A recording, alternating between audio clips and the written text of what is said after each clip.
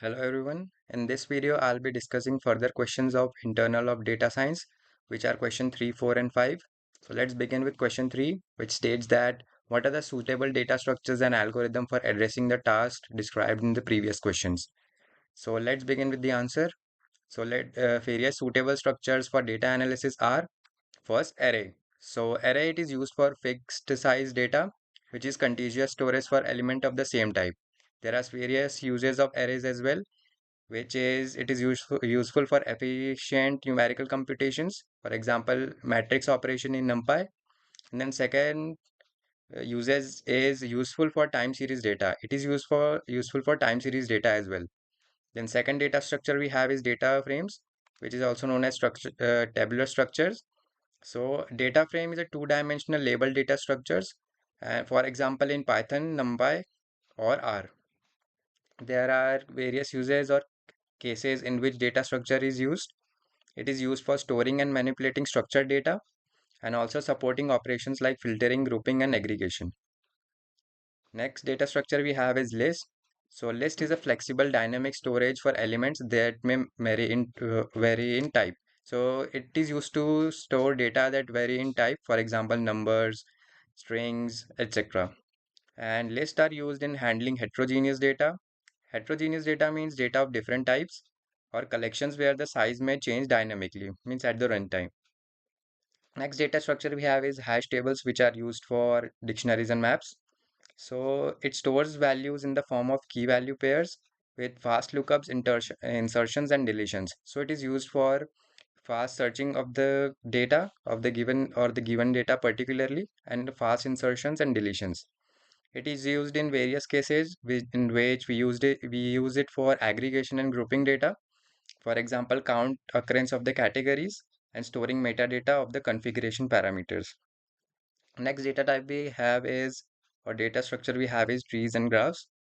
So various trees are used in data structure, which include binary search tree, AVL trees.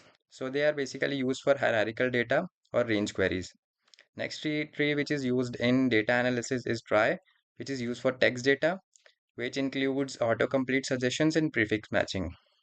Now we have is graph data structure. So in data analysis, we use adjacency list matrix for network data. For example, social networks, transportation, and systems. Next data structure we have is stacks and queues. So stacks are used for backtracking algorithm and depth search first, which stands for DFS. Next is queues. Queues are used for breadth first search or the task scheduling. So in question 3, we also had algorithms. Which algorithms were used in the question? So here are the various algorithms. First we have is algorithm, which is clustering algorithm. It includes k-mean, db-scan, hierarchical clustering, which are used for grouping similar data points. And there are various cases or uses of it as well, which includes customer segmentation, anomaly detection, sentiment analysis, and text mining. Next algorithm we have is sentiment analysis. So sentiment analysis is a subfield of text mining and natural language processing, short form NLP, that involves determining the emotional tone or attitude expressed in the piece of text. It identifies whether the sentiment conveyed is positive, negative, or neutral, or even more nuanced emotions like joy, anger, sadness, and surprise. So sentiment analysis basically gives us the idea of what kind of sentiments are involved with the text data, which can be positive, negative, or neutral. Next we have is natural language processing in text mining. So what is natural language processing? So it is a branch of artificial intelligence focused on enabling machine to understand, interpret, and generate human language in a meaningful way. In text mining, NLP provides the tool and technique for analyzing textual data and extracting structured information. So what is the role of text mining or NLP? So NLP bridges the gap between raw structured, unstructured text and actionable insights by pre-processing and extracting key patterns and trends. So basically, natural language pre-processing extracts patterns and trends from the unstructured data. So unstructured data are those data which are not clean, transformed, or normalized. So this was all about question 3, which included various types of algorithms and data structures. Now we will move to question fifth. So question fifth states that what matrices are appropriate for accessing the performance of algorithm used in text mining, and detail these matrices that evaluate the effectiveness and accuracy of the text mining techniques. So in this question, we have to mention matrices used for text classification. So there are various matrices which are mentioned here, which is accuracy. Accuracy states the ratio of correctly predicted instance to the total instance, and the formula of accuracy is true positives plus true negative divided by total prediction. And it is basically used for classes which are balanced or equal out. Next matrix is we have is prediction.